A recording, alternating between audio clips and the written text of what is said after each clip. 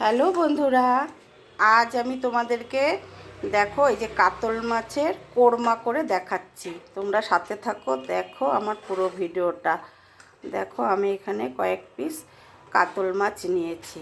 এবার মাছের মধ্যে আমি হলুদ আর নুন মেখে নেব। দেখো নুন মেখে নিচ্ছি।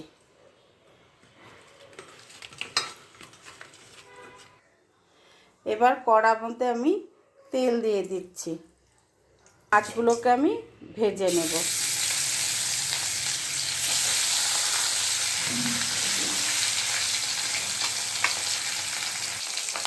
দেখো মাছগুলো, এই যে মাছ, এই 4 পিস মাছ আমার ভাজা হয়ে গেছে, আমি নামিয়ে দিচ্ছি। এইভাবে আমি সবগুলো মাছকে ভেজে নেব। দেখো এই মাছ ভাজার তেলে আমি আরেকটু তেল দিয়ে দিচ্ছি। গরম হয়ে গেছে। এবার আমি দেখো এই যে এলাচ আর একটা শুকনো লঙ্কা আর তেজপাতা ফোড়ন দিয়ে দিলাম। এবারে আমি দেখো পেঁয়াজ একটা বেটে রেখেছিলাম, এই পেঁয়াজ বাটাটা দিয়ে দিলাম। পেঁয়াজ বাটাটা একটু নেড়ে নিচ্ছি।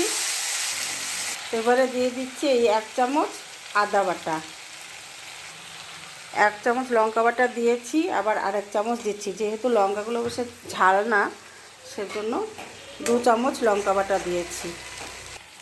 আর দিচ্ছি এই 1/2 চামচ রসুন বাটা, আর দিচ্ছি কাশ্মীরি লাল লঙ্কার গুঁড়ো, বড় চামচ আর 1 চামচের মতন দিয়ে দিলাম। আর এই রান্নাটাতে কিন্তু হলুদ লাগবে না, হলুদ ছাড়াই হবে। গ্রেভিটাতে হলুদ আর কি দিতে হবে না। এবারে দেখো এর মধ্যে আমি কিছু কিশমিশ দিচ্ছি। কিশমিশটা আমি ধুয়ে রেখেছিলাম, কয়েকটা কিশমিশ এর মধ্যে আমি দিয়ে দিলাম। এবারে দিয়ে দিচ্ছি দেখো স্বাদ অনুসারে নুন দিয়ে দিলাম।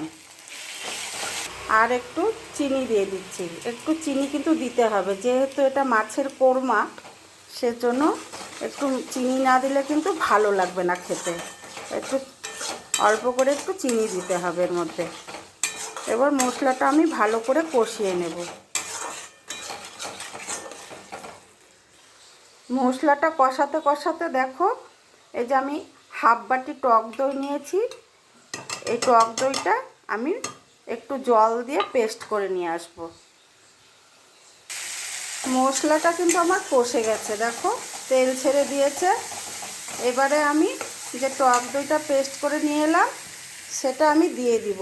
আর গ্যাসের ফ্লেমটা একদম কমিয়ে দিলাম, কমিয়ে আমি টক দইটা এবারে দেব। টক দইটা দিয়ে আবার আমি গ্যাসের ফ্লেমটা কমানো অবস্থাতেই একটু কষিয়ে নেব। এবারে আমি এই অল্প করে 1 চামচের মতন ঘি দিয়ে দিচ্ছি। দেখো যেহেতু এটা কোরমা, সেহেতু একটু ঘি দিলে রান্নাটা আর কি বেশি স্বাদ হয় খেতে। এটা না দিলেও চলবে, কিন্তু দিলে ভালো হয় বেশি আর কি। ঘিটা দিলে বেশি টেস্টি হবে।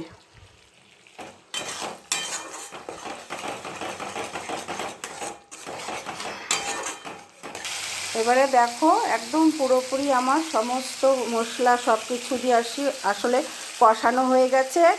এবারে আমি গরম জল করে রেখেছিলাম, গরম জল দিয়ে দিলাম। গরম জলটা দিলে একটু তাড়াতাড়ি হয় রান্নাটা, আর গরম জলে রান্না ভালোও লাগে খেতে, স্বাদটা বেশি হয়।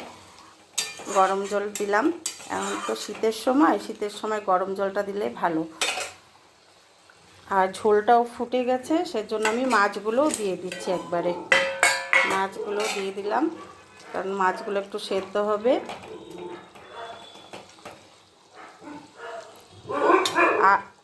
আর দিয়ে দিচ্ছি কয়েকটা কাঁচা লঙ্কা চেরা। দেখো বন্ধুরা আমার রান্নাটা কিন্তু হয়ে গেছে। এবারে আমি একটু গরম মশলার গুঁড়ো দিয়ে, কিন্তু একটু মাখো মাখো হবে, কারণ এটা এই রান্নাটা তোমার পোলাও, ফ্রাইড রাইস, ভাত এসবের সাথেই ভালো লাগবে খেতে। আর আমি নামিয়ে দিব, কারণ রান্নাটা তোমার ঠান্ডা হয়ে গেলে আর একটু ঝোলটা টেনে যায়, সেজন্য এখন আমি নামিয়ে দেব। এ দেখো থালাটার মধ্যে আমি ঢেলে দিচ্ছি। দেখো কালারটা দেখো কত সুন্দর কালার হয়েছে। রান্নাটা কেমন লাগলো তোমাদের আমাকে লাইক কমেন্ট করে তোমরা জানাবে। আর যদি ভালো লেগে থাকে, খুবই ভালো লাগে তোমাদের, তাহলে আমাকে এই রান্নাটা একটু শেয়ার করে দিও। ঠিক আছে বন্ধুরা, সকলে ভালো থেকো, সুস্থ থেকো।